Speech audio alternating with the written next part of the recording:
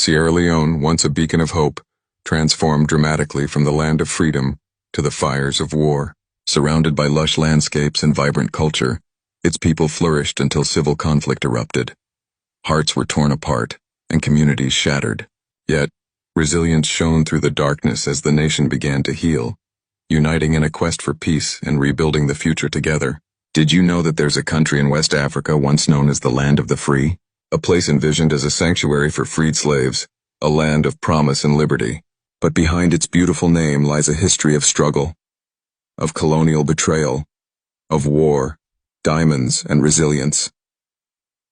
This is the story of Sierra Leone, a nation where hope collided with hardship, yet whose spirit never broke. In 1787, British abolitionists set their sights on a patch of land along the West African coast, a place they called the Province of Freedom. It would become home to formerly enslaved Africans, rescued from bondage in America, the Caribbean, and even Britain itself. They called it Freetown. But what was promised as a land of liberty quickly became a complex web of power, poverty, and survival. The freed settlers, known as the Creole people, brought with them Western education, Christianity, and English, merging with the indigenous Temne, Mende, and other ethnic groups.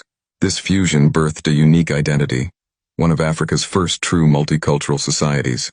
Yet despite its symbolic origins, Freetown was anything but free. In 1808, Sierra Leone was declared a British Crown colony. The settlers were now under colonial rule, ironically governed by the same empire many had escaped from. The British imposed taxes, seized land, and created systems of forced labor. Education and Christianity were expanded, but under the firm grip of imperial control. Resistance began to stir, but the voices of dissent were quickly silenced, and the people learned to survive by adapting, resisting subtly, or embracing the new identity forced upon them.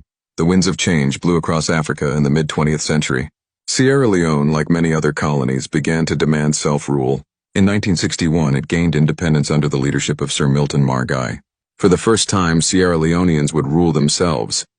But peace was fleeting. Internal divisions, power struggles, and military coups soon followed. Siaka Stevens seized power and turned Sierra Leone into a one-party state, silencing opponents and laying the groundwork for darker days ahead. Beneath Sierra Leone's soil lay glittering diamonds, a blessing. That became a curse. Corruption flourished. Politicians enriched themselves, while the people remained in poverty. In 1991, rebels of the Revolutionary United Front, the RUF, launched a bloody uprising. Backed by warlords and foreign actors, they sought to control the country's